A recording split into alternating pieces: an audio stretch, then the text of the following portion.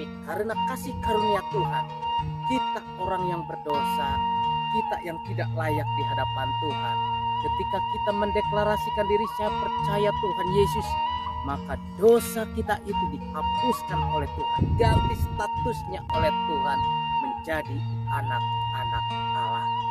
Sesuai dengan yang tercatat di dalam kitab suci, bahwa setiap orang yang percaya Tuhan Yesus itu menjadi anak-anak Allah.